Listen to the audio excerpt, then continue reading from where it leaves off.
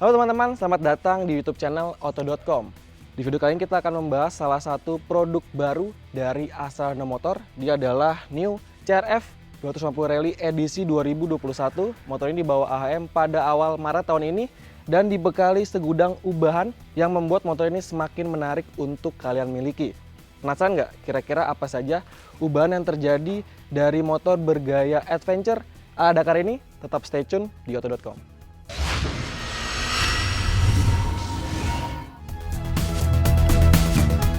Pertama kita akan bahas dari tampilan dulu teman-teman. Ketika teman-teman lihat gitu ya, dan dibandingkan dengan CRF yang lama, pasti ngiranya nih motor kayak nggak ada ubahan. Tapi ketika dilihat lebih teliti, satu persatu, ternyata tuh banyak ubahannya.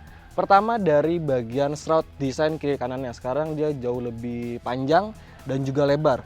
Kemudian juga bagian sisi fairing kiri kanan juga ini ada perubahan teman-teman, dibandingkan dengan CRF yang lama. Dan ketika ngelihat dari depan, tongkrongan si CRF 250 Rally ini sekarang jauh lebih besar, lebih gambut gitu ya. Jadi kelihatan lebih tangguh ketika dilihat dari depan. Sementara teman-teman untuk desain windscreen-nya ini nggak berbeda dengan model terdahulunya. Dia masih pakai warna clear, bening gitu ya.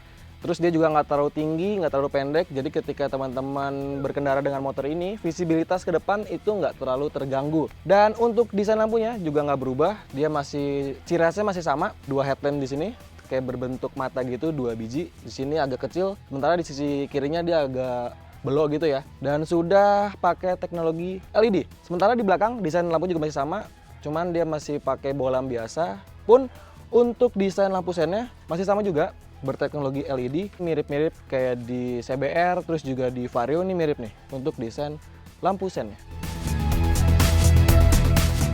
Nah, tadi setelah kita bahas ubahan di bagian depan gitu ya, di shroudnya, terus juga bodi sisi kiri dan kanan depan, ternyata juga ada ubahan di bagian bodi samping kiri dan kanan belakang si CRF 250 Rally ini. Sekarang dia tampil lebih proporsional, lebih slim. Sekarang udah nggak ada tekukan gitu ya di bagian kiri dan kanannya. Pribadi, gue lebih suka desain bodi belakang CRF yang terdahulu karena kelihatan lebih gambut gitu ya. Ubahan di bagian bodi belakang sisi kiri dan kanan ini juga turut merevisi desain dari knalpot ya teman-teman. Sekarang dipasangin semacam cover gitu ya. Dan desain bodi belakang ini sepintas mirip dengan sang adik si CRF 150L. Nah, tadi setelah kita bahas desain ubahan di bagian bodi belakang sisi kiri dan kanan, ternyata juga ada ubahan nih teman-teman di bagian tangkinya. Sekarang dia bisa menenggak bensin sampai 12,8 liter yang awalnya 10,1 liter. Klaim dari AHM dengan kondisi bensinnya terisi penuh itu bisa menjelajah sampai 445 km dan konsumsi bahan bakarnya di tes internal dari AHM di 34,8 km per liter. Dengan ubahan tadi, ini juga turut merevisi bentuk dari desain tangkinya. Sekarang dia jauh lebih lebar gitu ya, dan juga sedikit lebih tinggi. Ada ubahan juga nih teman-teman di bagian toolbox sisi kiri. Sekarang tampil baru, memang nggak terlalu besar kapasitasnya, jadi jangan harap bisa naruh barang-barang bawaan banyak gitu ya. Cuman pabrikan kayak ngasih semacam pengait di sini nih, di sisi kiri dan kanannya. Jadi ketika teman-teman pengen bawa barang, itu bisa diikat di sini ataupun bisa nambah rak di bagian belakangnya. Lalu gimana nih untuk sektor dapur pacunya? Sebenarnya dia masih pakai mesin yang sama, mesin yang satu platform dengan Honda CBR 250R yang teman-teman tahu lah yang dulu tuh lampunya satu gitu ya. Ini masih sama, dia mesinnya sama, cuman dibedakan secara output teman-teman. Untuk mesinnya pakai berisi silinder 249 cc, satu silinder, sudah pendingin cairan radiator dan pastinya sudah berpengabut injeksi bahan bakar PGM FI. Untuk tenaganya teman-teman ini naik sekitar 0,9 daya kuda dan torsi juga naik sekitar 0,6 Nm. Jadi untuk tenaga maksimalnya ada di 25,3 pada putaran mesin 8.500 rpm dan torsinya 23,1 Nm pada putaran mesin 6.500 rpm. Untungnya naik ya teman-teman untuk tenaga dari si CRF ini. Nah, ubahan output di Honda CRF 250 ini terjadi karena ada beberapa ubahan di dalam komponen mesinnya. Pertama, ada di bagian intake camshaft-nya diubah, lalu juga gear ratio diubah, dan selanjutnya ada ubahan di dimensi filter box ya teman-teman, jadi lebih besar. Jadi fungsinya bisa menangkap udara lebih banyak ke ruang bakar. Lalu ada ubahan juga di bagian timing pengapiannya, dan ini teman-teman, ubahan di knalpot ya. Sekarang konstruksi dalamnya sekat-sekatnya tuh dibuat lebih lebar gitu ya, yang tujuannya supaya aliran gas buang tuh lebih plong ketika membuang ke bagian belakang. Masih di bagian teknis teman-teman. Untuk radiatornya juga sekarang posisinya diubah, yang tadinya ada di sebelah kiri sekarang dipindah ke sebelah kanan. Untuk tata letaknya tetap vertikal, sementara untuk tabung reservoirnya ada di sebelah kiri. Jadi bisa lebih mudah untuk memantau volume dari cairan radiatornya. Oke, tadi setelah kita ngebahas beberapa ubahan di bagian mesinnya, ternyata juga pabrikan tuh merevisi bagian frame. Kalau di total, sekarang bobotnya tuh tereduksi sekitar 3 kg. Yang sekarang tuh bobotnya punya bobot total sekitar 152 kg. Nah teman-teman kalau ngelihat, ini tuh desain subframe-nya emang terlihat lebih ramping gitu ya, dibandingkan model CRF yang terdahulu. Sementara untuk rancang atau konstruksi kaki itu masih sama dengan CRF yang lama, di mana di depan dia masih pakai suspensi berjenis upside down, garapan Showa, ulirnya warna emas dengan diameter 43 mm.